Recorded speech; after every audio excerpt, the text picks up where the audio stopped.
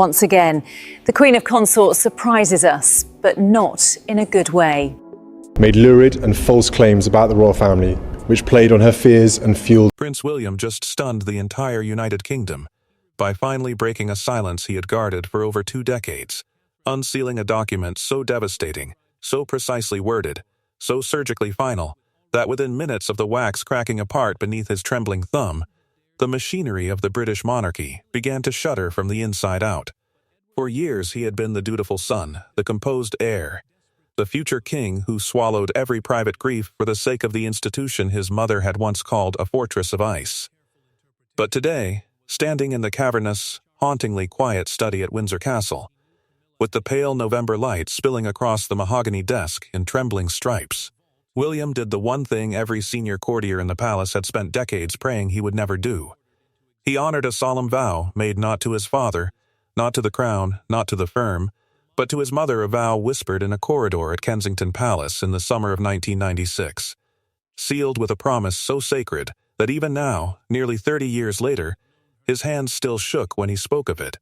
And what forced his hand, what finally shattered the aristocratic composure of the future King of England, was a catastrophic betrayal so cold, so calculated, so utterly ruthless that it left him with no choice but to break the seal himself. What exactly had Queen Elizabeth II written in that final decree, hidden in a vault only 3 living people knew existed? Why had she explicitly forbidden Camilla Parker Bowles from ever crossing the threshold of Diana's private vault at Kensington? And what dark hidden tragedy, buried beneath 28 years of institutional silence, had finally compelled William to unseal a document his own grandmother had begged him to open only when the monarchy itself hung in the balance? The study at Windsor was cold that morning, colder than it had any right to be for early November, the kind of biting cold that crept through the mullioned windows and settled into the ancient stone as though the castle itself were holding its breath.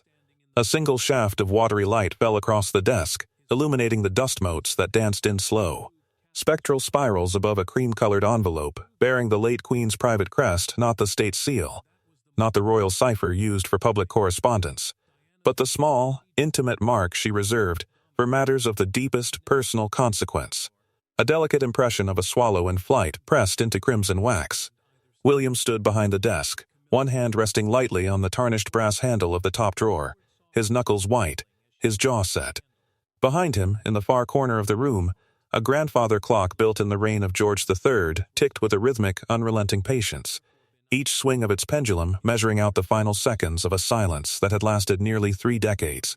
The scent of aged paper, beeswax polish, and something faintly floral, the ghost of white gardenias, his mother's favorite, hung in the air like a benediction. On the desk sat 3 objects, arranged with a precision that betrayed hours of quiet preparation: the cream envelope with its crimson swallow, a small silver key with an unusual filigreed bow, and a leather-bound file folder marked only with a single handwritten date in his grandmother's unmistakable copperplate hand, the 8th of September 2022, the day she died. When William finally spoke, his voice was growly, weighted, cracked at the edges like porcelain that had been mended too many times.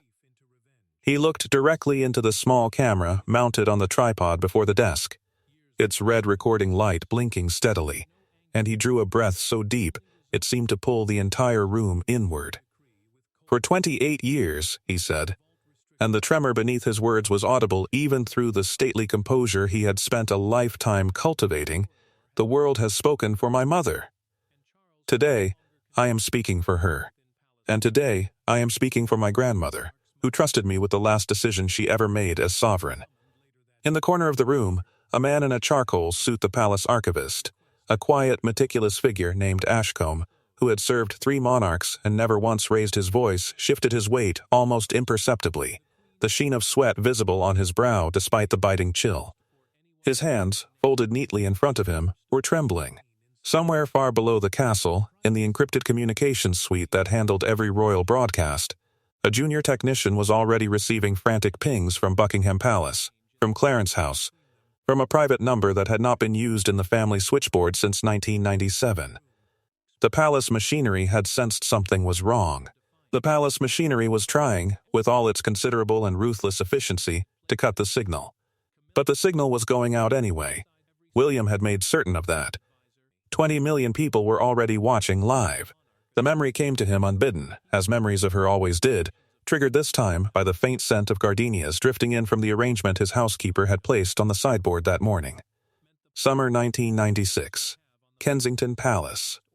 He had been 14 years old, all elbows and awkward silences, and he had found his mother sitting on the floor of her private sitting room, her back against the cream-colored settee, a stack of letters spread across her lap like fallen leaves. She had not been crying. Diana in her final year had passed beyond crying, had entered a stranger and steelier country, and when she looked up at him, her eyes had held a clarity that he would not understand until many years later. "William, darling," she had said, and her voice had been low, almost conspiratorial. The voice of a woman who had decided that her son was old enough to be trusted with a piece of the truth. "There is a vault. It is at Kensington. It is small, and it is mine, and there are things inside it that belong only to me and one day to you and your brother. Not to your father.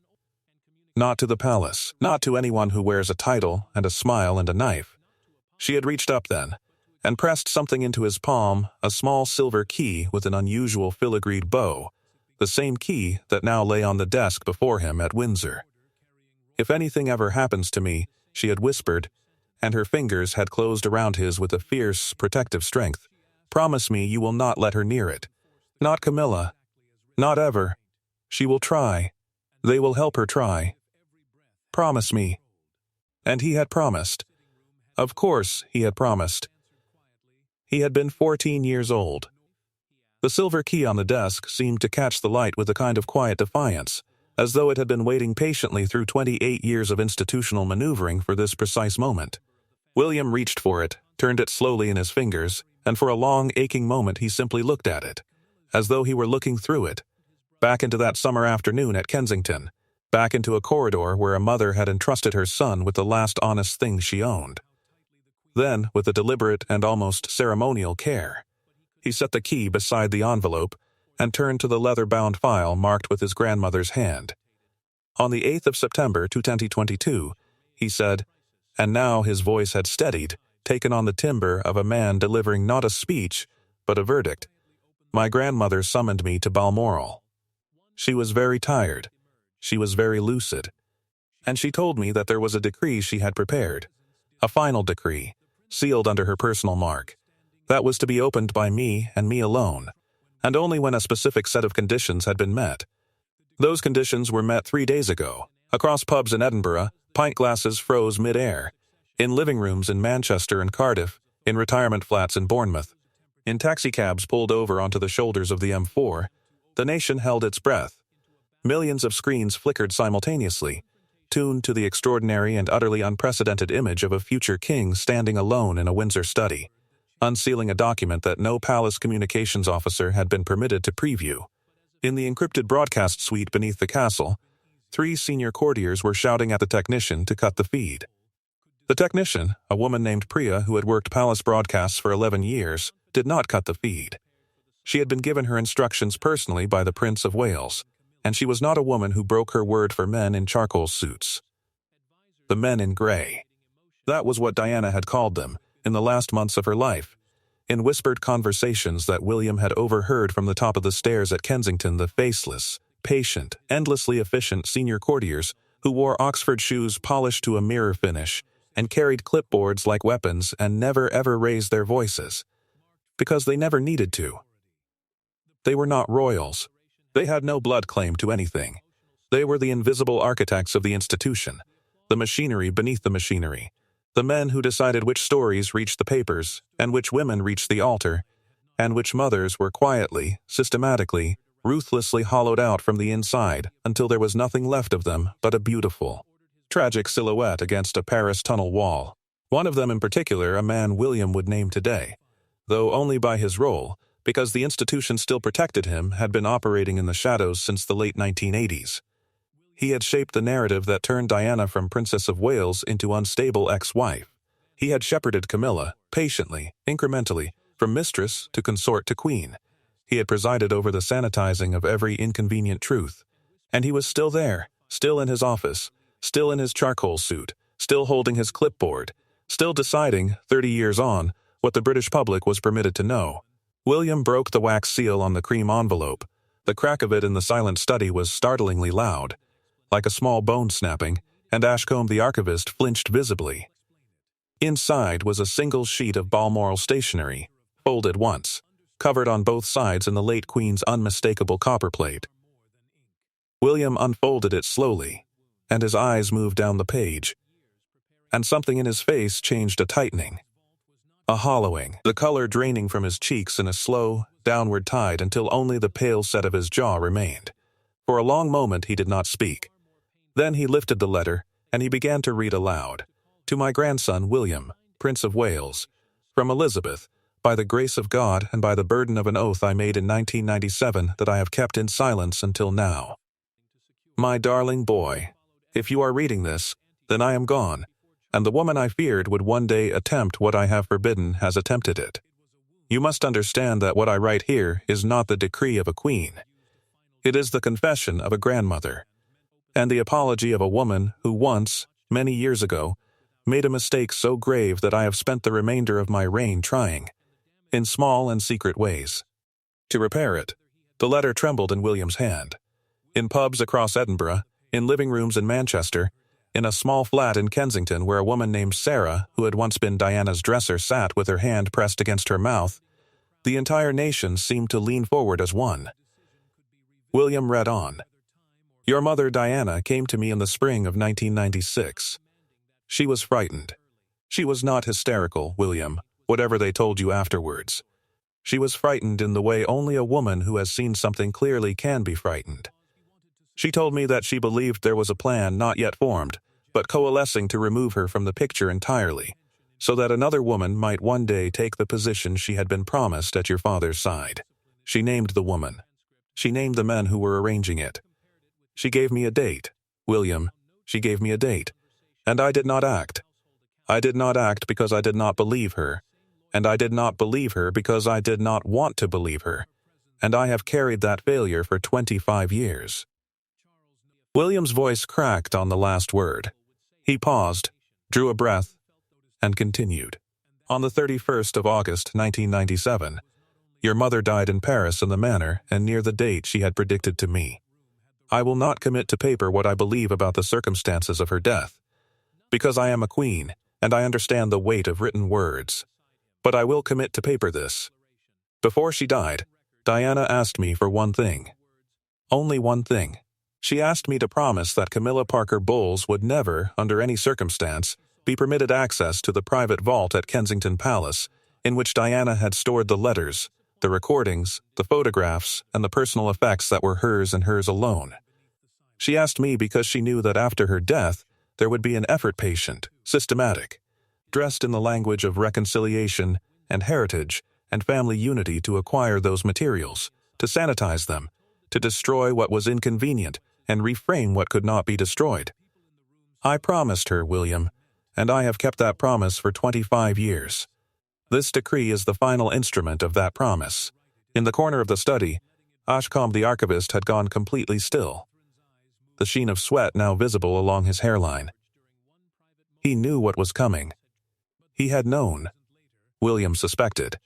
For years, I hereby decree, in my capacity as sovereign at the time of this writing, and by the authority vested in the personal instruments of the monarch which supersede in matters of private property any subsequent claim of consort or successor, that Camilla, Duchess of Cornwall, now styled Queen Consort, is permanently and irrevocably denied any and all access, direct or indirect, personal or delegated, to the private vault of Diana, Princess of Wales, located at Kensington Palace.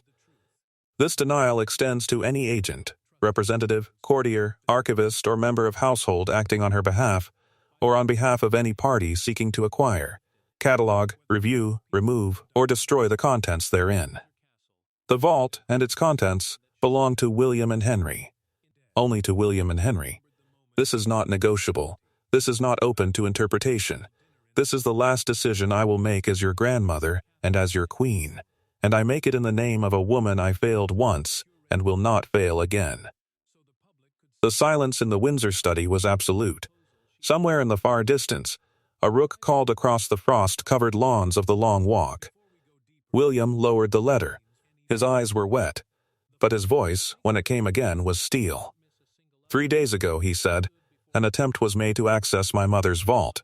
The attempt was made under a paperwork designation classified as routine estate cataloging, submitted through the office of the Queen Consort's private secretary, and countersigned by a senior courtier whose name will remain within these walls, but whose role I will name now. He is the principal advisor to the sovereign's household. He has held that position, or its predecessor, since 1989. He is the same man my mother named to my grandmother in the spring of 1996. The silver key on the desk seemed to gleam with a new and terrible significance. William picked it up. The vault was not opened, he said. It will not be opened. Not by her, not by him, not by any of them. At that precise moment, the antique rotary phone on the corner of the desk, a phone William had specifically requested be installed for this broadcast, connected to a single private line, began to ring. The sound was jarring, mechanical, aggressive, and in the encrypted broadcast suite beneath the castle, Priya the technician did not cut to it. But the microphone on the desk was sensitive enough that every viewer in Britain heard the ring, and heard William reach for the receiver, and heard the voice on the other end. It was Harry. "Willie," he said, and his voice was the broken sob of a 15-year-old boy walking behind his mother's coffin. "Willie, I'm watching. I'm watching from Montecito. I saw. Oh God, Willie, I saw." William closed his eyes. For one long, unbearable moment he was not the Prince of Wales, not the future king, not the composed and dutiful heir.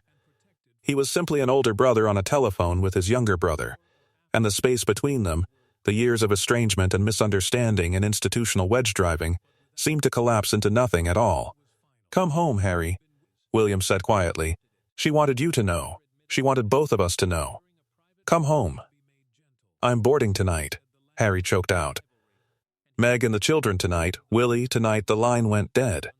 William set the receiver down with a hand that was trembling now, openly, without shame. The flashback came again, unbidden as always. Christmas 1992. Sandringham, he had been 10 years old. His mother had taken him aside in the corridor outside the drawing room, her Chanel suit crisp and her eyes tired, and she had knelt down to his level and taken his small hands in hers. "Do you know why swallows matter, darling?" she had asked, and he had shaken his head, because he had been 10 years old, and swallows had not yet mattered to him at all. "They always come home," she had said.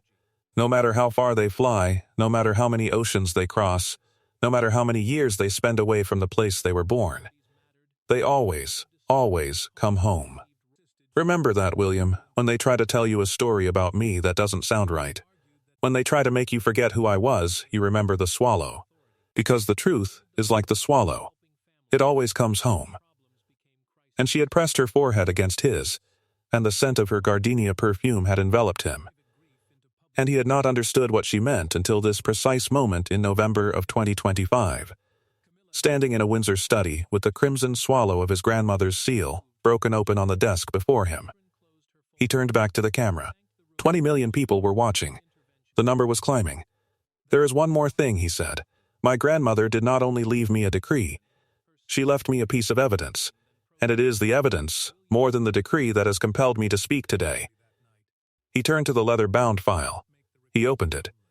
And with a small mechanical click that seemed to echo through the entire castle, a hidden compartment in the interior cover sprang open, revealing a slim manila folder marked in his grandmother's hand with a single word: verified. Inside was a forensic report. William did not read it aloud in full. He explained it, slowly, in the careful, measured cadence of a man who understood that every word would be picked over by every barrister and every journalist in the country by nightfall. The report had been commissioned in 2019 by his grandmother, privately, without the knowledge of Clarence House or Buckingham Palace communications. It had been conducted by 2 former MI6 analysts and 1 independent document examiner of international reputation. Its subject had been a series of internal palace memoranda from the period 1995 to 1997. Memoranda that had surfaced in a private archive shortly after Prince Philip's death, and that had been quietly, urgently, requested for destruction by the office of the principal advisor to the sovereign's household. The Queen had intercepted the request. The Queen had had the documents preserved. The Queen had had them forensically authenticated. The memoranda, William explained, established a pattern, not proof of any single act. Not a smoking gun, but a pattern, a slow, deliberate, methodical campaign of narrative shaping, of source cultivation, of press placement, of what one memo chillingly described as managed reputational erosion of the Princess of Wales in advance of anticipated matrimonial reconfiguration. The phrase had been drafted, initialed, and filed by the same senior courtier who 3 days ago had attempted to access Diana's vault on behalf of the Queen Consort. William closed the folder. "I am not accusing any individual of any specific crime," he said, and his voice was level, careful, sovereign. "That is not the purpose of this broadcast. The purpose of this broadcast is threefold. First, to honor the final decree of my grandmother, Queen Elizabeth II, and to make clear to the institution I will one day lead that her decision regarding my mother's vault is final, is binding, and will be defended by me with every instrument at my disposal. Second, to inform the British public that a senior official within the household of the sovereign has, for a period spanning more than 3 decades, operated in a manner inconsistent with the interests and integrity of the monarchy, and that this official will, effective at the conclusion of this broadcast, be relieved of his duties, his access, and his position." And third, he paused. His eyes went to the silver key on the desk. "The swallow. Third," he said, and his voice at last broke fully, the composure cracking like the wax of the seal, "to tell my mother that I kept my promise, that her boys are safe, that the vault is closed, that the men in gray will not touch what was hers, that the truth, the small, patient, persistent truth she left behind for us has come home." In the corner of the room, Ashcombe the archivist, who had served 3 monarchs and had known Diana personally, and who had spent 30 years quietly hating himself for the things he had seen and not stopped, allowed a single tear to slide down his lined cheek. He did not wipe it away. In Montecito, Harry was packing. In Clarence's house, a phone that had been ringing continuously for the past 19 minutes went silent, as the man on the other end finally understood that the number he had been trying to reach was no longer answering. In Buckingham Palace, the principal advisor to the sovereign's household sat at his desk, his clipboard for once forgotten, his Oxford shoes for once still, and stared at the small television in the corner of his office with the expression of a man who had spent his entire career building a fortress of ice and had just watched, in real time, the sun come out. He was cornered.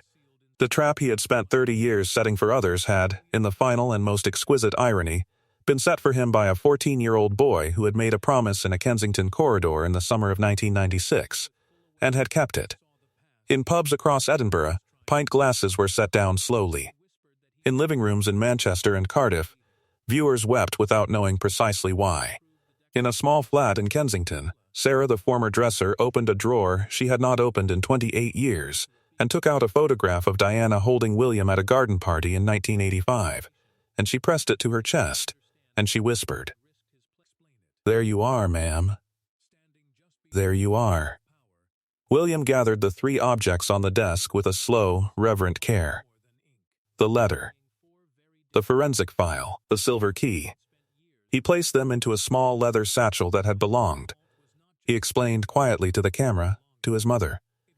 The satchel would go, tonight, to a location he would not disclose, in the custody of 2 individuals whose names would never appear in any register of the household. The vault at Kensington would remain sealed, its contents untouched, its inventory known only to himself and, from tonight, to his brother. "My mother predicted this day," he said, and his voice had grown very quiet now, almost tender. Not the specifics of it, not the date, but the shape of it. She knew that one day the machinery she had feared would attempt to take from her the last thing she owned, which was the record of who she truly was, and she knew that if she left behind the right people, the right promises, the right small silver key, that the machinery would not succeed. She was right. She was right about all of it. And I am sorry, Mama, that it took me 28 years. He looked directly at the camera one last time. The pale November light had shifted. The shaft across the desk narrowed now to a single golden line that fell precisely across the crimson swallow of his grandmother's broken seal. "The vault is closed," William said. "The decree is final. The swallow has come home." He reached forward. He switched off the camera himself. The broadcast cut to black. There was no music. There was no palace commentary. There was no BBC voiceover attempting to contextualize what a nation of 20 million had just witnessed. There was only, for a full and extraordinary 16 seconds, black silence on every screen in Britain, as though the country itself had been given a moment to breathe. And when the screens finally returned to their regular programming, when the newsreaders finally found their voices and the pundits finally began their frantic commentary, and the phones at Buckingham Palace finally began their endless unanswered ringing, one thing was already clear to every household in the United Kingdom, from the Shetlands to the Scilly Isles. The truth had saved her boys. The swallow had finally flown free. The secret was out. And somewhere, in a corridor at Kensington Palace that had stood empty for 28 long years, a woman who had once whispered a promise to her 14-year-old son could, at last, rest.